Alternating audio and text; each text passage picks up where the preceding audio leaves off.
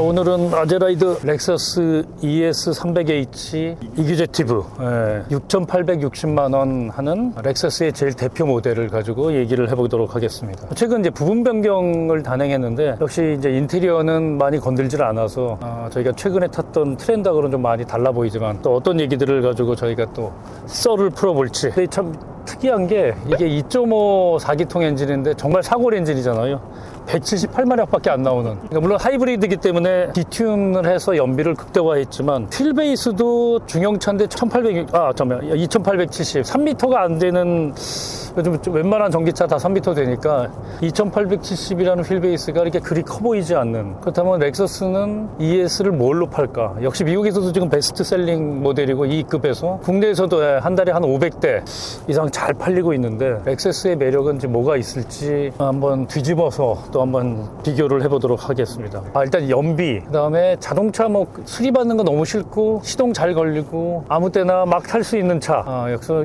그런 차로 용도로서는 정말 렉서스가 거의 정상급이 아닐까. 관리가 별로 필요 없는. 미국에서는 아직도 럭셔리 브랜드에서는 렉서스가 판매가 제일 많더라고요. 벤츠, BMW가 훨씬 많은. 어떻게 좀 일단 뒷좌석 크기는 어떠세요? 지금 앉아서요 조금 사실은 감탄을 하고 있는 중이에요. 렉서스가 뭐 조용하고 안락하고 뭐 어쩌고 정숙하고 뭐 그건 다 LS고 이 브랜드 이미지를 위한 플래그십이었고요. 실제 대수 판매를 리드한 건 ES잖아요. ES가 이제 대중화를 이끌었고 수익성은 RX가 거뒀죠. 더 비싸게 팔았으니까. 그래서 세 개가 제일 메인이었는데 이 ES는 적어도 지금 7세대의 페이스리프트인데 제가 기억하기에는 5세대까지는 그냥 물침대였던 것 같아요. 물렁물렁하고 크고 저속으로 갈 때는 굉장히 안락하고 편안한데 조금만 빨리 가고 스티어링을 틀어보면 그냥 휘청휘청 거리는. 근데 그러다가 이제 도요타 아키오 회장이 미국 청문회 가서 울고 막 와서 반성한 다음에 도요타 차에도 매력을 불어넣어라 뭐 이래갖고 갑자기 스핀들 그릴이 생기기 시작하면서 6세대부터 뭐 하체를 조였다, 뭐 레이저 웰딩을 했다, 차체 강성을 올렸다, 뭐 계속 그러고 있었거든요. 근데 사실 그래도 6세대, 7세대 처음까지는 여전히 물렁물렁했던 것 같아요. 뒤에 앉아가면 좀 어지럽고 뒤 떠오는 것 때문에. 근데 이거는 이그제큐티브니까 뒤에 댐퍼를 또 강화했다고 그랬죠. 차체 강성을 더 높이고. 그래서 그런가 뒤에 앉아가는데 좀 다른 차 같다 생각이 드는 거예요. 어지럽지도 않고 어떻게 보면 단단하다는 느낌을 줄 정도로. 그게 물론 BMW 같은 단단한 건 아니고 전 모델에 비하면 상당히 단단하게 매끄럽게 잘 나간다는 느낌을 줘요. 그래서 이거 뒤에 앉아가도 괜찮네 라는 생각이 드네요. 기본기라는 점에서는 굉장히 도요타가 독일차 이상으로도 지금 많이 신경을 쓰고 있는 거 아닐까, 저는 그런 생각이 들더라고요. 그러니까 이제 패밀리 세단인데요, 럭셔리 패밀리 세단인데 지금 아까 5 시리즈 말씀하셨으니까 그거랑 비교하면 5 시리즈는 앞에서 운전하는 엄마 아빠를 위한 패밀리 세단인 것 같아. 뒤에는 애들 앉아가고 조금 불편하더라도 참아라, 왜냐면 엄마 아빠가 운전을 재밌게 해야 되니까. 공간은 넓게 주는데 뒤에 앉아갈 때의 안락감, 이게 한 수 위거든요, ES가. 그러니까 이거는 같은 패밀리 세단이지만 엄마 아빠가 뒤에 부모님을 모시고 가는 패밀리 세단으로서는 맞는 것 같아. 그래서 나이 드신 분들이 앉아서 편안하게 가기에는 차라리 이게 낫다 라는 생각이 들 정도예요. 스포티라는 단어가 BMW에는 더해질 수 있는데 여기는 스포티라는 단어보다는 그냥 comfort, 그냥 편안하고 안락한 그런 느낌이 있는 것 같아요. 그렇죠. 앞에 뭐 엑셀의 그릴은 굉장히 좀 와일드하죠. 와일드, 과격해. 스페이스도 뭐 아주 넓진 않지만 그냥 이 정도면 그렇게 불편하거나 그러지 않고 시트도 편안한 느낌이 있고. 시트가 정말 좋아요. 이게 시트 표면이 처리감은 좋다고 할 수는 없는데 딱 앉았을 때 뒤에 내 등 쪽을 서포트하는 그 부분이 알맞게 딱 만들었어. 제가 왜 뿌조 같은 것도 탈 때 말씀했잖아요. 뒤에 앉으면 시트가 날 밀어내는 것 같다고 그랬잖아요. 얘는 나에게 내 등을 딱 잡아줘, 이렇게. 서포트를. 등을 잡아요? 등을 딱 받쳐줘, 알맞게. 시트에 대해서 연구를 되게 많이 했구나. 헤드레스트도 되게 못생겼는데 사실 해보니까 딱 적당해요. 높이도 그렇고 이게 탄성도 그렇고. 도요타가 참 무섭구나 라는 생각을 했어요. 장거리 운전하면 생각보다 도요타가 진짜 편해요. 벤츠도 편하다고 하는데 BMW는 좀 달리고 싶어서 불편하고, 그런 점에서는 참 렉서스가 왜 미국에서 대박이었고 한국에서 이게 지금 원래 엄청난 대박이었다가 이제 반일 문제로 찌그러졌는데도 월 500대 정도를 팔고 있으니까 이게 2002년도에 들어와서 2006년까지 수입차 시장 1등 했잖아요. 그래도 이제 현대기아도 좀 정신을 차려서 그랜저나 K8, K8을 잘 만드니까 그랜저도 하이브리드가 있잖아요. 근데 그건 1.6 엔진에다 모터를 넣어서 230호스파워인데 모터를 좀 작은 걸 넣어서 그런가 하여튼 좀 더 안정감이 있는 것 같고 심지어 가격이 같은 세그먼트에 다 하이브리드인데 국내 그랜저나 K8보다 이게 한 2, 3천만 원 비싸거든요. 그러면 어떻게 보면 생각에 이 고객들은 합리적인 구매자들이 아닌 것 같아. 근데 지금 현대차랑 비교를 하시잖아요. 네. 근데 현대차 중에서 그랜저나 뭐 기아의 K8 그거랑 비교하셔야 되는 거예요? 아니면 이거 제네시스랑 비교를 해야 되는 거예요? 아니요, 제네시스는 건 후륜 구동이고 그래서 조금 달라. 근데 같은 느낌을 주려고 그러면 브랜드에 대해. 근데 제네시스 G80은요 이거 비슷한 가격대가 3.5 가솔린 터보차지 380마력짜리. 근데 그거는 후륜 구동이라서 파워를 올리고 엔진을 큰 걸 해도 이 무게 밸런스가 맞아서 큰 문제가 없는데 이것이 지금 좀 더 약간 더 낫다고 느끼는 게 하이브리드가 자연 흡기는 앞에 3.5를 넣었잖아요. 그러니까 무게 밸런스가 좀 더 나쁜 것 같아. 앞에 몰려가지고. 근데 이거는 2.5에다가 모터니까 뒤쪽에 좀 무게가 가다 보니까 조금 더 밸런스가 맞는 것 같아요. 그래서 제네시스하고 비교하기에는 좀 무리인 것 같아요. 이런 구동인데도 불구하고 재밌는 게 무게 밸런스가 거의 47대 53? 그 정도를 맞추는. 예. 그래서 핸들링이 좋다고 되게 강조를 하는. 해외에서는 그걸 굉장히 많이 다루더라고요. 핸들링에 대한 부분은. 렉서스가 럭셔리 브랜드인가요? 럭셔리가 아직도 되고 싶어하는 브랜드인가요? 둘 다 예예요? 둘 다 예입니다. 제네시스는 럭셔리 브랜드인가요? 네. 럭셔리가 되고 싶은 브랜드인가요? 네. 그러면 똑같은 이 헤드 경쟁이네. 제네시스는 도요타에서 렉서스가 나온, 닛산에서 인피니티가 나온 그걸 벤치마킹해서 그대로 이제 따라가는 건데 뭐 후발주자긴 하죠. 그러면 렉서스는 진짜 럭셔리 브랜드가 됐나? 제네시스는 지금 럭셔리 브랜드가 되고 싶어서 나왔는데 아직 됐나 안 됐나? 난 그게 궁금하긴 해. 제네시스는 지금 평가하기엔 뭐 이제 5년 돼서 판매 수치를 보면 전혀 한국에서만 프리미엄 브랜드죠. 미국에서는 의미 없는 판매 수치니까 아직까지는. 그럼 미국에서는 렉서스하고 제네시스하고 비교를 했었을 때 그 브랜드의 포지셔닝이 둘 다 비슷해요? 아니면 렉서스가 더 럭셔리에 속해요? 소비자가 판단하기에는 비교할 수 없는 급인 것 같고요. 예, 미국에선 적어도. 일단 브랜드 가치나 리세일 밸류나 이런 것들이 아직까지 제네시스는 그렇게 크게 나온 게 없으니까 지금 렉서스는 거의 35년 된 브랜드고 제네시스는 아마 저는 전기차에서 제대로 평가를 받지 않을까. 이미 제네시스는 2025년이면 풀로 전기차를 간다고 이미 발표를 했으니까 그런 점에서는 직접적 비교하기는 좀 어려운 것 같아요. 브랜드가 새로 시작하면서 신선함을 더 계속 주려고 하고 자기 색깔을 찾아가는 거는 맞긴 한데 반면에 렉서스는 또 벤치마킹을 머세디스 벤츠를 했잖아요. 처음에 시작할 때. 미국 시장에서는 소비자들이 렉서스가 나온 지 얼마 안 됐었을 때 굉장히 머세디스 벤츠하고 거의 같은 급으로 빠른 시간 안에 인정을 해줬던 것 같아요. 가장 큰 이유가 판매를 이겼어요. 5년도 안 돼서. 상품 전략의 문제인데요. 판매 전략의 문제인데 그 벤츠나 BMW가 그 당시 80년대 말에 굉장히 그 딜러들도 그렇고 에러건트했거든요. 거만하고 하다못해 제품도 이렇게 만들어 놨으니까 앞에 뭐 인파는 디스플레이 팔면 그 검은색이면 벤츠가 왜 검은색이냐 이게 제일 좋아 따라와.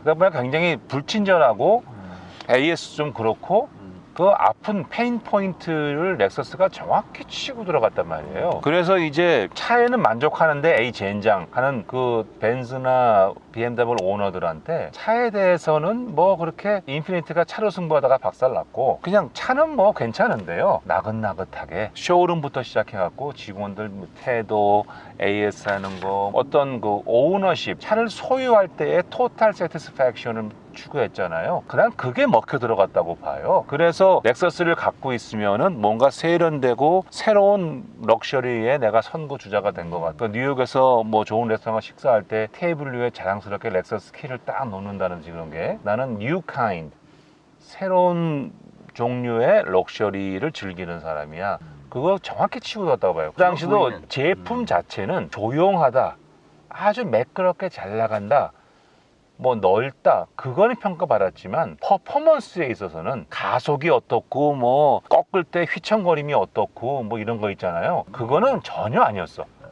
새로운 어떤 충성층을 개발했다고 해야 되나? 렉서스는. 그래서 차만 놓고 보면은 처음 때부터 아무리 렉서스가 대수를 벤즈를 누르고 했다 할지라도 차만 애플 또 애플로 비교했으면 못 이겼을 거예요. 그때 LS가 이제 전설의 그 와인잔 쌓아놓고 샴페인 부면서 그게 실제로 컴퓨터 그래픽이 아니라 시동 걸었을 때 무너지지 않는 그 정숙성과 함께 어쨌든 렉서스는 일단 성공한 브랜드로는 도요다가 미국 시장에서 없었으면 렉서스는 없었을 거예요. 그 얘기는 도요다의 그 품질, 그렇죠. 그 품질 안정성, 고장 안 나고 그런 이미지가 그 당시에 미국 차들이라든지 다른 나라 차, 유럽 차에 비해서 그게 완전히 사람들 이 머릿속에 박혔던 것 같아요. 유럽차가 워낙 고장이 많이 났죠. 그러니까 이게 야 도요타는 뭐 일본 차 중에서 고장이 안 나. 그런데다가 거기에다가 새로운 럭셔리 브랜드 나오니까 사람들한테 아주 적시에 딱 그게 먹혀 들어간 것 같아요. 근데 그럼에도 불구하고 렉서스가 그렇게 했는데 이제 BMW나 벤츠나 내가 또 렉서스 벤치마킹 하면서 소비자 만족 토탈 만족도를 또 높여갔잖아요. 거의 같은 레벨에 왔다고 보면 렉서스가 30년 넘어가는 역사에서도 그 벤츠하고 맞먹는 브랜드냐? 그건 아닌 것 같아. 역시 럭셔리 내에서도 계층이 있다 그러면 로우 레벨에 엔트리 레벨 내지는 슈도 럭셔리라고 그러던데 하프 럭셔리 비슷하게 여기에 이제 인피니티, 렉서스, 지금 제너시스, 약간 볼보가 올라오고 벤츠, BMW는 위라고 생각하는 것 같아요. 시장에서도 그 대수 자체도 렉서스가 판매량의 50% 이상을 미국에서 팔지만 토탈 대수가 과연 얼마나 되냐 이거예요. 한계에 왔어. 대수로서는. 그런 면에서는 렉서스의 고민이 많을 거라고 봐요. 플러스 이제 아까 이제 김 대표님 말씀하신 것처럼 전기차 시대가 되면 도요타가 전기차에 늦었기 때문에 먼저 치고 나가는 저 제너시스나 벤츠에 비해서 렉서스가 과연 어떻게 될까? 그 렉서스의 장점인 정숙함? 그건 전기차는 똑같잖아요. 그러면 렉서스는 어떻게 차별화해 나가야 되나? 그 고민이 많을 거예요. 근데 진짜 일본이 변하지 않는다고 그러지만 참 얘네는 잘 안 바꾸는 것 같아요. 그게 이제 우리도 그렇고 어느 민족이나 그 민족성이라는 게 있잖아요. 좋은 점도 있고 나쁜 점도 있고 일본이 한창 잘 나갈 때는 70년대 80년대 그때 미국 업계나 학계에서 일본 공부한다고 얼마나 많이 연구를 했어요. 그때 이제 좋은 점들을 이러하기 때문에 일본은 성공했다. 그 중에 하나가 이제 가이젠. 그건 개선이잖아요, 개선. 연마하며 끊임없이 개선해 나간다. 그거를 엄청난 장점으로 했거든요. 그래서 뭐 이렇게 나오는 게 뭐 전통적으로 뭐 이 장인에서는 3대를 이어서 이쑤시개를 만들고 이렇게 깎아보고 이렇게 깎아보고 그런 정밀한 어떤 갈고 닦는 것이 일본 제조업의 이 품질의 근원이다 그랬거든요. 그 당시도 그럴싸했어. 근데 지금 우리 김 대표님 말씀하신 것처럼 격변의 시대에는 내연기관에서 전기차로 넘어가고 이제 레볼루션한 생각을 해야 되는데요. 거기에 일본이 뒤지고 있는 것 같아. 그러다 보니까 디자인 늘 그저 그래. 거기서 품질도 거기서 그저 그래. ES 디자인, 앞에 인테리어도 그렇고 그저 그래 디자인이. 뭔가 리딩을 못하는 것 같아요. 그게 일본의 좀 단점이 된 것 같아. 주어진 거는 확실하게 잘하는데 그렇죠. 그 테두리를 벗어나는 게 굉장히 힘들어. 두려워요. 혼다 인테리어 나온 거 봐. 진짜 그건 내가 보기에는 돈이 없는 거야. 기술이 없는 게 아니라 원가를 하도 조이니까 할 수 있는 게 없는 거야. 전기차 승부인 것 같아요. 뭐 내연기관에서 승부해봐야 진짜 국내 브랜드지 해외에서 대수가 의미가 있는 대수가 나오는 곳이 없으니까. K8는 해외에서 안 팔려도 국내에서 5만 대만 팔면 돈 벌어요. 그러니까 국내 브랜드 이외에서 성공을 해야 되는데 전기차로 승부를 제네시스는 보는 거 아닌가, 럭셔리 브랜드로는. 거기서 이제 답이 나오는. 북미에서 인정을 받지 못한 럭셔리 브랜드라는 건 있을 수가 없잖아. 어떻게 보면 렉서스는 또 반대지. 미국에서는 인정받는데 자기 나라에서 찬밥이고 유럽에서 찬밥이야. 그런 면에서 렉서스도 글로벌 브랜드는 아니에요. 미국서만 주로 팔리고 후진국에서 좀 팔리고 캐딜락 비슷해. 미국하고 중국에서만 팔리고 미국에서 중국 판매가 95%야 캐딜락은. 그럼 캐딜락을 과연 글로벌 브랜드라고 할 수 있냐. 이게 럭셔리 브랜드지만 그럼 렉서스는 어떻게 되나? 일본은 큰 차가 안 되니까 어차피 큰 차가 안 되는 시장이니까 일본에서 그렇게 말하면 벤츠 BMW가 우리나라보다 못 파는 완전히 망한 시장인데. 혼다도 처음 들어왔을 때 아코드가 수입차 시장 1등을 했어요. 몇 년 동안. 그 다음에 꺾어졌죠. 그게 무슨 제품 문제도 아니고 판매 문제도 아니야. 난 제품력의 한계라고 봐요. 도요타 마찬가지고 렉서스 마찬가지고 처음 들어갈 때는 확 팔렸다가 뭔가 거품이 꺼지면서 본연의 위치로 갔다고 봐요. 우리가 일본에 대한 약간의 환상도 있었고 메이드 인 저팬 하면 좋고 뭐 이제 그 초기 수요가 끝난 다음부터 일본 차의 한계는 난 뚜렷하다고 봐요. 기본적으로 한국 차하고 크게 차별나지가 않아. 초기에 디자인도 그렇고 품질도 그렇고 한국 차가 많이 따라온 것도 있지만 일본 차는 대중 브랜드고 고급 브랜드고 한국에서는 한계가 있다고 봐요. 그리고 한국 사람들이 얼마나 고급지향적인데 일본 특유의 간결하고 깨끗하고 안 망가지고 뭐 실증 안 나는 디자인? 나는 그거는 안 먹힌다고 봐요. 현대가 그렇게 가다가 지금 현대 기아 약간 과격하게 디자인 바꾸는 거 보세요. 난 시장에 맞춰간다고 봐요. 시승기 봐도 이게 뭐 치고 나가는 가속력은 없다고 나와요. 그러니까 얘네들이 그 추구하는 게 ES에는 딱 이런 질감, 편안함. 근데 어느 정도 달릴 때도 달려준다. 뭐 그 정도로 딱 타협을 한. 진짜 안락하고 편안하게 운전하기에는 아주 딱 좋은 차 같네. 평범하게. 저렴하게 즐길 수 있는 럭셔리의 분위기, 그러나 럭셔리의 디테일은 갖지 못한 인테리어, 익스테리어 디자인도 그렇고 퍼포먼스도 그렇고. 인테리어 봐서는 전혀 럭셔리카라고 생각이 안 들어요.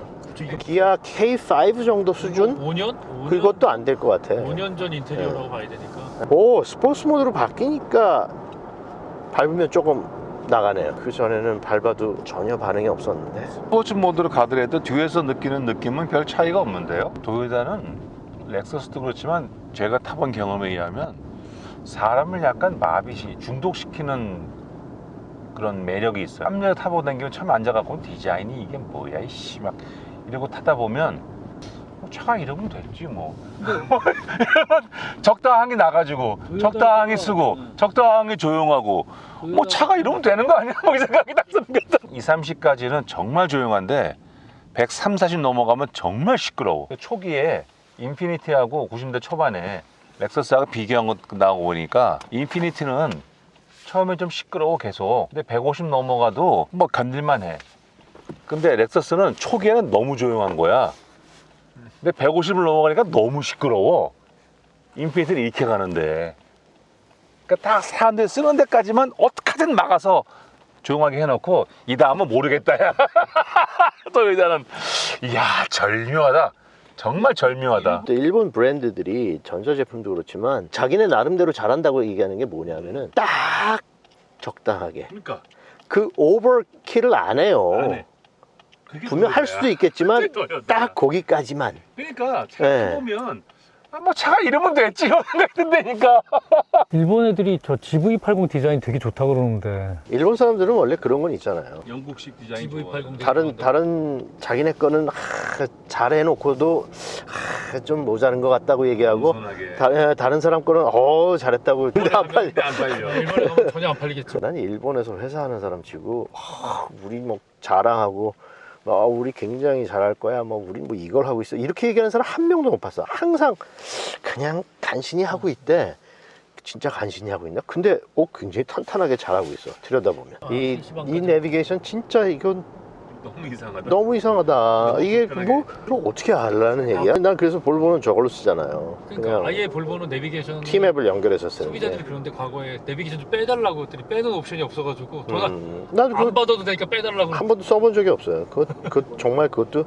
근데 그거는 거의 흑백이야. 거의 흑백. 근데 이건 너무 총천연색이라서 어지러워 보기가. 인테리어 아까 얘기 다 했잖아요.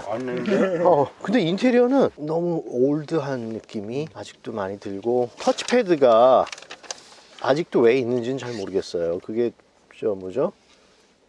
이제 터치 센스가 되잖아요, 화면에. 그런데 그게 왜 있는지 모르겠고. 페이스리프트이기 때문에 그냥 그대로 둔 것 같아요. 이제 없어질 것 같은데 이번에 페이스리프트라. 돈 드니까. 저 앞에 슈렉의 뭐 귀인지 머리인지 뭐 하여튼 헬보이 뿔. 헬보이 뿔. 저거는 처음에는 좀 이상한데 써보면은 뭐 그게 계속 눈에 띄지는 않을 것 같아요. 근데 전체 인테리어가 퀄리티는 다른 건 몰라도 여기 이런 시 아까 스티치라든지 이런 거 마감이 황 대표님이 말씀하신 뭐 케이크에 크림이 흘러내리는 것 같은 아이스크림이 흘러내리는 것 같은 이건 좀 아니지. 이건 조금 뒤에 시트는 그래도 굉장히 편하네요. 네. 예, 앞에 시트 운전할 때 뭐 굉장히 나를 잘 이렇게 감싸주는 그 안락하면서도 뭐 전혀 불편한 건 못 느꼈고, 이런 세단은 거의 이제 보기 힘들 것 같아요. 네. 앞으로는. 예전에는 차들이 생각해보니까 다 이랬었던 것 같아요. 세단이 점점, 세단이면 점점 세단이 근데 이제 높이가 낮아지고 넓어지면서 자꾸 내려가잖아요. 승차감 좋게 하려고. 우리가 요새 계속 타보는 차들이 이렇게 낮은 세단이 없으니까 오히려 이상하다고 생각하는데, 생각해보면은 예전에는 다 이런 정도의 높이였었던 것 같고, 뭐 다른 건 특별하게 저는 터치스크린이 한 12cm 예, 앞으로 온 거, 그래서 터치할 수 있는 거. 또 시계가 옆에 들어있잖아요. 근데 시계가 거의 유리가 없는 것처럼 보여요. 그래가지고 맞아. 손으로 자꾸 이렇게 아까 만져봤는데, 운전하면서 유리가 있고 그걸 이제 옆에 다른 그 디지털로 조작을 해야 되겠죠. 근데 시계가 들어가고, 시계는 렉서스라고 써 있나요? 네. 어디 다른 데랑 콜라보레이션 한 것 같지는 않고. 뭐 다른 특이한 점은 잘 모르겠네요. 조금 이상하다고 생각하는 것이, 비싼 럭셔리는 아니지만 그래도 국내에서 6천만 원 넘게 받고, 또 렉서스에 제일 많이 팔리는 차라고, 국내에서 파는 렉서스에 이게 60%가 넘더라고요, 이게. 근데 예를 들어서 이게 시커먼 플라스틱을 나무결을 집어넣어서 여기서 시작을 해갖고 옆에 갖고 저 인판에 아래까지 다 둘렀어요, 이렇게.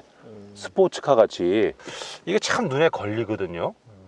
색깔도 그렇고 질감도 그렇고 모양도 그렇고 전혀 럭셔리하지 않아. 그리고 앞에 그 한동안 이 사우나에서 유명하던 양머리 같은 저 양쪽에 뿔 같은 거요. 그것도 있고, 인판일도 그렇고 높이를 맞춘 것 같은데, 디스플레이하고 의자는 자꾸 내려가면서, 요새는 저 앞쪽을 낮추는, 그래서 시계성을 확보하는 게 트렌드인데, 저 뿔을 다는 바람에 오히려 올라왔어, 이게 툭.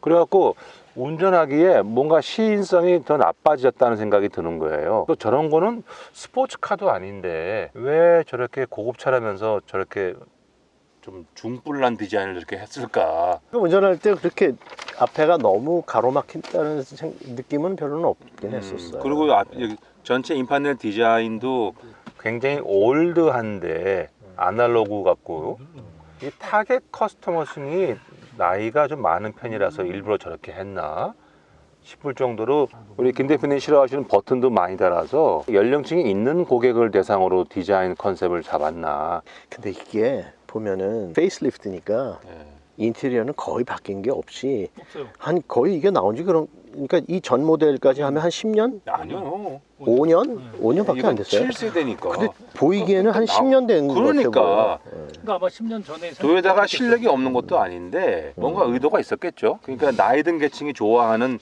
편안한 디자인을 해서 그런 거. 도요타가 또 재밌는 게 이게 이렇게 좌우로 재밌게 쓰게 해놨는데 이건.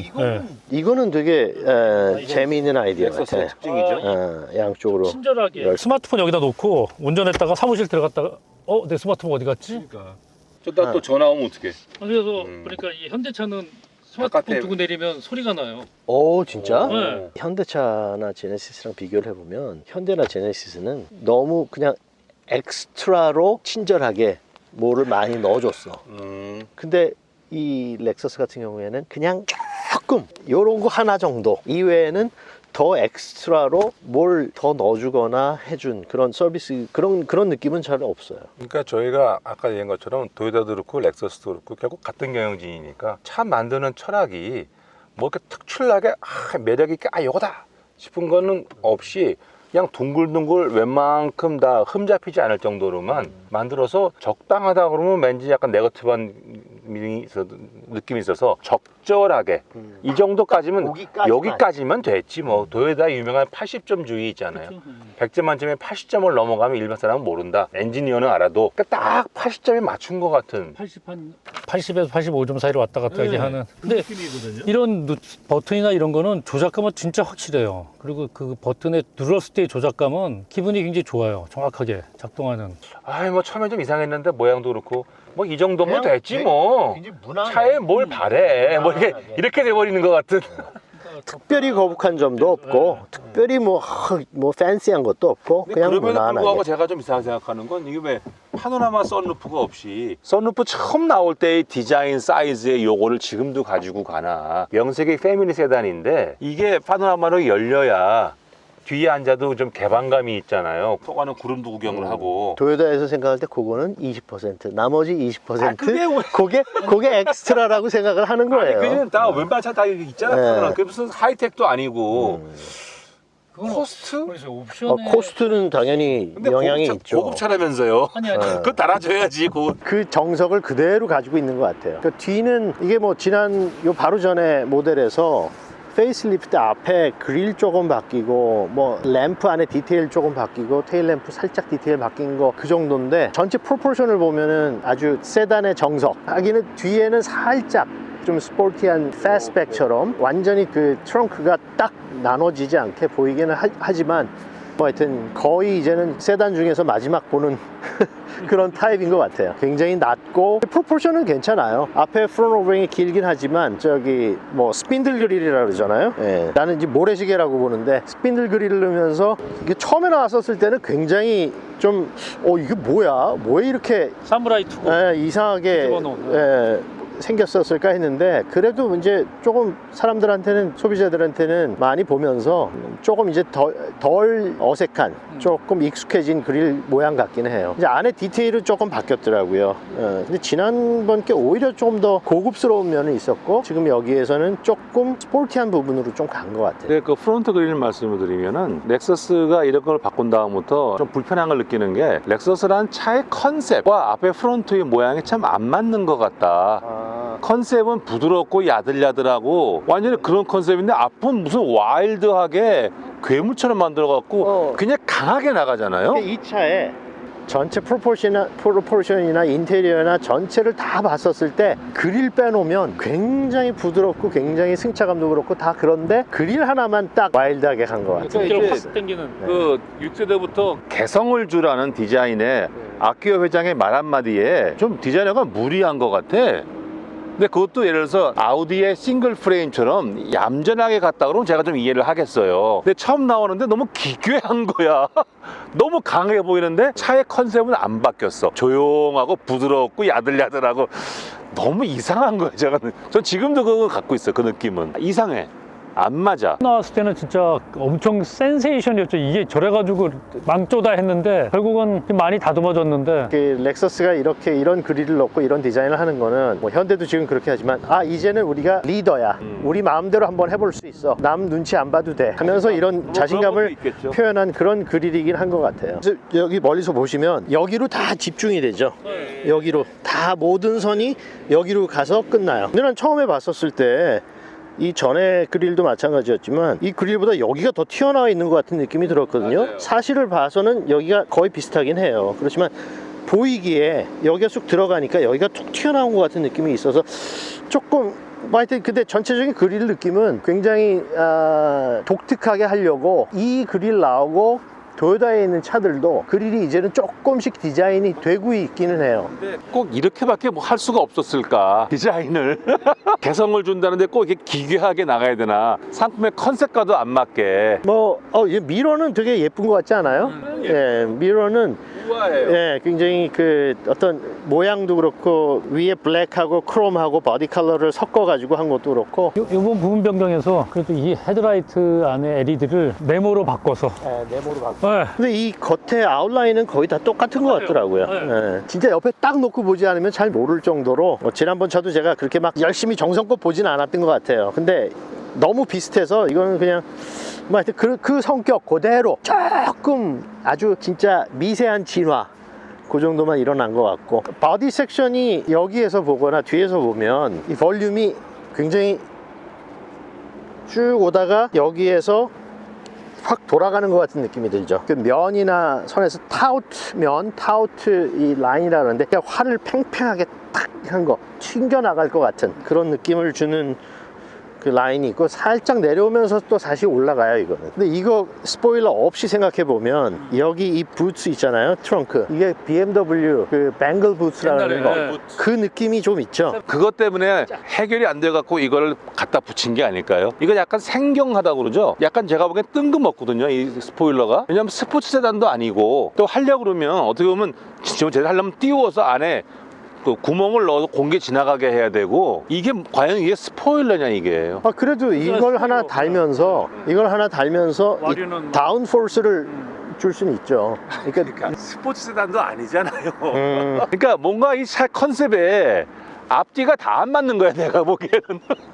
이상해 컨셉이. 앞에도 이렇게 가운데로 쭉 다 모이는 것 같은데 뒤도 마찬가지로 램프가 이렇게 되고 여기서도 이렇게 해가지고 여기도 가운데로 전부 이렇게 쭉 집중해서 모이는 것 같은 느낌을 주기는 해요. 그 나름대로 자기네 특색을 그냥 그렇게 살린 거. 역시 근데 지금 ES는 승차감과 그런 그 부분이 굉장히 이 차의 매력 포인트인 것 같아요. 디자인적인 뭐 디자인도 확 땡기고 이런 것보단 조용하고 승차감. 그러니까 이것도 어떻게 보면 ES가 이렇게까지 뭐 디자인을 많이 희한하게 해야 되나 할 정도로 차 같으면 되는데, 사람들이 와서 이 차를 말 처음 본다 그러면 앞에 그릴도 다이내믹하죠, 프로포션도 뒤가 패스트백으로 뽑았죠, 그 다음에 여기도 스포일러 달았죠. 한 300마력으로 막 달릴 것 같은 차 같은 느낌이 나는 거야. 300이라고 써있잖아. 그래. 그런데 운전해보면 물렁물렁 나긋나긋 완전히 반전이. 제가 기억하던 난 이런 차 기억 안 하는 거예요. 뭔가 부조화가 발생을 했어. 와, 이 엔진룸도 진짜 깨끗하긴 한데 옛날 차 보는 것 같은 느낌이 옛날 거를 잘 정리해 놓은 것 같은 느낌. 구형이지만 잘 정리는 됐네. 근데 구형 느낌은 어쩔 수가 없고, 파이프나 선 같은 게 굉장히 많이 보이는 게 그런 걸 막기 위해서 깔끔하게 보이려고 이제 엔진 뷰티피케이션이라는 걸 하는데, 이건 엔진 뷰티피케이션의 어떤 그 의미를 좀 잘 몰랐던 것 같아. 엔진 자체가 여기만 딱 막아놨어. 엔진 자체가 구형 엔진이다 보니까 뭐가 더 있는 게 많아. 휠에 대한 거부감만 없으면 그냥 사람들이 충분히 살 수 있을 만한, 편안하게 가격들이 남의 얘기도 들어볼 필요도 없이 그냥 살 만한 차 같긴 해요. 근데 앞에를 이렇게 빼놓으면 차가 커 보이니까 소위 뽀다구 잡기에는 좋을지 몰라도 실제 운전할 때는 굉장히 불편하단 말이에요, 앞에 튀어나오면. 근데 기능상 이유보다 더 튀어나왔어, 디자인 퍼포스 때문에. 보면 여기 다 비어 있거든요. 그러니까 깎아서 디자인하려고 그러면 여기서 이렇게 갈 수도 있는 거야. 그러니까 이만큼을 깎아낼 수가 있는데 일부러 디자인 때문에 튀어나오게 했거든요. 디자인 때문에 그럴 수도 있지만 네. 그 차 세그먼트별로 사이즈가 있잖아요. 네. 길이. 네. 이런 거를 맞추기 위해서 처음에 차를 디자인할 때 상품 기획하고 패키지라는 엔지니어링 쪽에서 이 레이아웃 같은 걸 정하는 사람하고 디자인하고 같이 모여가지고 사이즈는 이걸로 어느 정도 정해요. 네. 그렇죠. 근데 그걸 정해놓고 하다 보니까 그런데 휠 베이스도 정해져 있어, 전체 길이도 정해져 있어. 하다 보니까 그럼 이 정도까지 끌어내도 되겠네. 그럼 이 정도까지 그래서 끌어낸 것 같은 느낌이 들어요. 왜냐면 이거를 짧게 할 수 있어서 짧게 하면은 경쟁차에 비해서 판매사원이 팔 때 이거 굉장히 더 작은 차 같이 그렇게 막 허투루 한 건 없는 것 같아요. 네. 굉장히 깔끔하게 조립이라든지 그거는 아주 기본에 맞춰서 뭐 새롭진 않지만 새로운 시도를 한 건 없지만 그거에 잘 맞춰서 한. 여기도 지난번 우리가 EV6 할 때 지적했던 것처럼 이 곡선이 들어가는데 해밍을 넣어갖고 간격을 쫙 맞춰놓은 거 보세요. 이게 도요타 아니에요 이게 선이 위에서 보면은 이렇게 오다가 디자이너들은 이렇게 오다가 이걸 그대로 따라가서 여기로 끝나는 걸 원하거든요. 근데 가다가 조금 이쪽으로 돌았어요. 왜냐하면 엔지니어들은 이거를 만날 때 이 각도가 가장 90도에 가까운 쪽으로 만나기를 원하거든요. 당연하죠. 그래서 이걸 내려가다가 이걸 꺾은 거예요, 살짝. 근데 그거는 이렇게 디자인은 원하는데, 네. 근데 이거는 그러니까 도요타 같은 경우에는 엔지니어들이 원하는 그대로 그냥 하다 보니까 그 스트레스 받아. 에이, 그럼 그릴이라도 한번 좀 튀게 한번 해볼까? 라고 한 것 같은 느낌이 좀 들어. 디자이너의 파워가 가장 약한 회사 중에 하나잖아요, 도요타가. 그래서 분량을 최소화할 수 있는 디자인으로. 그러니까 90도하고 맞나, 그러니까 가다가 일로 가야 되는데 일로 가버린 거야. 그다음에 이제 사고 났을 때 수리비도 가장 적게 나와요. 근데 현대 같은 경우에는 요새 철판도 뭐 해밍을 이 근처에 안 한다든지 해가지고 이걸 그냥 이렇게 뾰족하게 해버리거든요. 그러니까 지난번에 서울 모터쇼에서 그 르노에 있는 앤소니 로 만났었을 때도 앤소니 로하고 이제 같이 다니면서 잠깐 보니까 앤소니 로도 그렇고 저도 그렇고 야 이거 철판인데 현대차는 어떻게 이렇게 날카롭게 뾰족하게 했었을까라는 얘기를 우리 서로 같이 얘기를 했는데 그런 거를 토요타 렉서스는 안 해요. 안 해. 네. 현장에서 불량 나거든. 안 해. 근데 여기에 이런 거라면은 소리가 줄어요? 제가 지난번에 왜 저 BMW 미러 말씀드린 적 한 번 있잖아요. 그때 BMW 같은 경우에는 여기 이렇게 붙이면은 여기다가 조그만 작은 돌기 같은 걸 만들어서 그게 왜 있을까? 오히려 더 시끄럽지 않을까? 소음이 발생하지 않을까? 근데 그거는 해보지 않으면 모르거든요. 시뮬레이션 해도 잘 안 보이고 그래서 이걸 직접 윈터널에서 테스트를 하면서 소리가 나는데 그럼 여기다 뭘 하나 집어넣어보고 이제 그런 거는 어느 정도 수치가 있어요. 그래서 집어넣어본 다음에 개선됐어. 그러면 집어넣는 거죠. 2개 넣어보고 3개 넣어보고 그럴 하나가 수 제일 있죠. 낫다 뭐 이렇게 된 거예요? 그렇게 하죠. 그래서 차가 디자인이 다 되면 그 클레이 모델을 가지고 윈터널에 들어가요. 그 윈터널에 갈 때 이제 엑스테리어 디자인한 친구들이 같이 가서 그 윈터널 하는 엔지니어들, 공기역학 하는 엔지니어들하고 같이 이런 작업들을 하거든요. 그러니까 바람이 어디로 간다, 어디로 가면서 소음이 난다 이런 것들을 뭘 조금 넣어보고 더 깎아보고 하면서 그걸 이제 완성을 하죠. 그러니까 이런 사이드면 디자인도 도요타답게 참 심플하게 해. 여기에 뭐 이런 케이터 라인을 집어넣고 뭐 이런 거 안 하잖아요. 조용한 느낌으로 뭐 면만 있지 아무것도 없잖아요. 이 선도 편안하게 그냥 여기서 어떻게 이어지는 것도 아니고 편안하게 와가지고 쭉 와갖고 여기서 일단 쉰 다음에 또 올라가 슉. 그러니까 옆면이 되게 심심하면서 편안하잖아요. 앞에 그릴 빼놓고는 다 편하네요. 여기 B필러도 이것도 평평하게 보이지만 네거티브로 안 보이는 이유는 면을 아주 살짝 이 커브가 있거든요. 그렇기 때문에 이게 네거티브로 안 보여요. 이런 거는 진짜 정석대로 그대로 잘 한 것 같아요. 그냥 5천만 원 한에서 한 6, 7천 정도 예산에 뭐가 좋아? 그러면 렉서스 ES 추천하면 그 후회할 일, 특히 누가 탈 건데 우리 와이프 뭐 이러면 정말 후회한 적 한 번도 없는, 그게 쉽게 말하면 무색무취인 그냥 자동차. 차를 좋아하는 사람하고는 조금 거리가 있는 것 같고요. 그냥 이동수단이자 내 라이프 스타일, 그리고 차 안에서 조용히 음악 듣고 스트레스 받고 싶지 않다. 차 때문에 AS 센터 가고 싶지도 않고. 그런 사람들한테 절대 욕 안 먹고 사서 후회하지 않은 차가 렉서스 ES인 것 같아요. 저는 렉서스가 왜 럭셔리 세그먼트인지를 잘 모르겠어요. 사실 이 차를 타보면 편집장님이 말씀하신 거랑 비슷하지만 한마디로 얘기한다면 특색이 없는 게 그게 특색인 차예요. 뭐 차에 대한 성능이나 뭐 이런 거 생각하지 않고 나는 고장 안 나고 그냥 이 정도 사이즈에 편안하게 탈 수 있는 차, 또 이거 하이브리드라서 조금 연비가 좋은 차, 이걸 선택한다면 진짜 편안하게 무리 없이 고장 없이 탈 수 있는 차. 다른 특색은 별로 없지만 앞에 뭐 디자인 그릴 하나, 그거 이제 뭐 사람들이 조금 익숙해진다면, 그것만 문제 없다면 그냥 타기 편안한 차. 제가 일본에 있을 때 그 한창 책도 읽어보고 뭐 사람들 만나고 차 공부할 때 얘기 들어보면 일본 내에서 자동차 평론가들이 제일 싫어하는 차가 도요타래요. 할 얘기가 없으니까. 아니 물론 그렇겠죠. 근데 일본 사람들이 뭘 이렇게 만들면 정성을 다해서 만드는 걸 좋아하잖아요. 그러니까 차를 만들어도 엔지니어의 혼을 담아서 막 이렇게 마즈다나 닛산, 혼다 같이, 그래서 뭐 신기술 다 만들어내고 새로운 것도 만들어내갖고 자랑스럽게 보여주고 칭찬받으면 기뻐하고 막, 엔지니어가 좀 그런 맛이 있어야 되는데 그렇죠.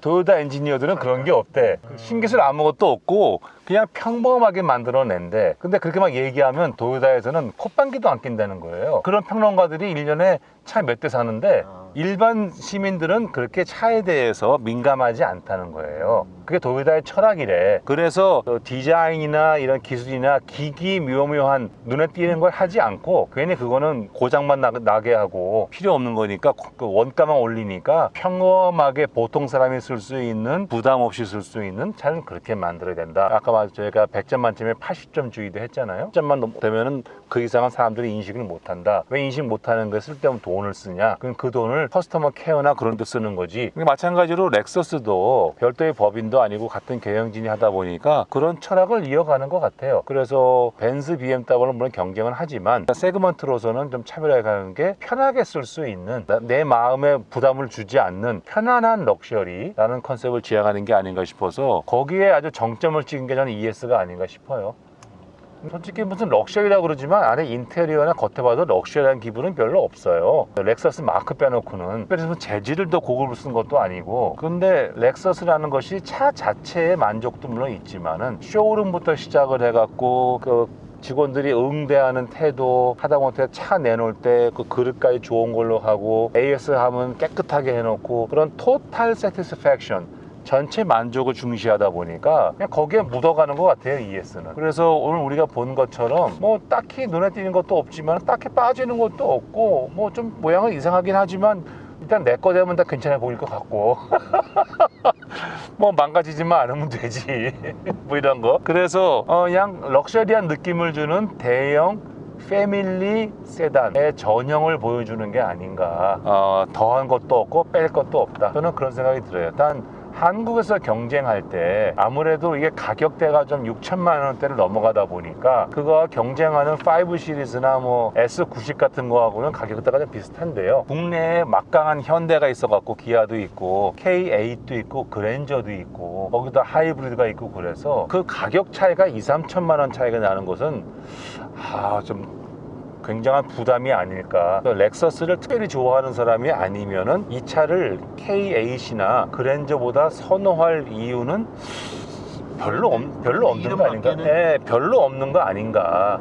차 자체 만듦새도 그렇고 가격도 그렇고. 다만 아까 말씀하신 것처럼 하이브리드 갈 때 그건 엔진에 그 터보가 들어가서 가속할 때 터보 느낌을 싫어하는 사람이 있다는데 그건 인정. 그런데 그런 사람들이 그렇게 민감하게 느낄 사람이 있을까? 저 같으면은 K8 하이브리드 살. 그게 그러니까 이 차를 타보면 현대 기아를 우리가 다시 한번 생각해 볼 수 있을 것 같아요. 예, 그러니까 이 차를 타보면 야 그래도 렉서스는 일본에서 굉장히 럭셔리 브랜드로 만들어가지고 굉장히 아주 우수한 차라는 그런 인식이 있는데 지금 요새 현대나 기아에서 나오는 차들하고 비교해 보면 야 이 차는 현대 기아에 비하면 굉장히 올드한 컨셉으로 올드한 디자인, 올드한 그냥 계속 물론 전통을 뭐 지켜나간다는 건 있지만 그래도 야 현대기아가 많이 거의 렉서스를 제네시스 같은 경우도 디자인이나 이런 걸 하는 거 보면은 렉서스는 이제 뭐 거의 넘어선 것 같은 느낌이 들어요. 그러니까 현대기아가 정말 차 잘 만들어요. 다시 한번 얘기하지만 저희가 이것은 잘 만든다고 할 때는 상품 컨셉과 디자인과 개발 품질을 얘기하는 거지 현장에서 문제를 많이 일으키는 제조 품질 그거는 아니라서 댓글에 가끔 그렇게 올라와서 저희가 제조 품질까지 얘기할 수는 없고 개발 품질로 볼 때는 정말 경지에 올라온 것 같고 잘한다고 생각을 해요. 그리고 이제 도요타도 마찬가지고 현대도 마찬가지고 이제 전기차 시대가 오면서 새로운 챌린지가 시작이 되는데 특히 도요타 같은 경우에는 뭐 렉서스 포함해서 하이브리드에 집중하느라고 전기차에 많이 늦었어요, 사실은. 그래서 앞으로 큰 챌린지가 기다리고 있지 않은가. 바꿔 얘기하면은 제너시스나 현대 기아한테는 새로운 찬스가 주어지는 게 아닌가. 왜냐면 전기차에서 앞서가니까. 그런 생각이 드네요.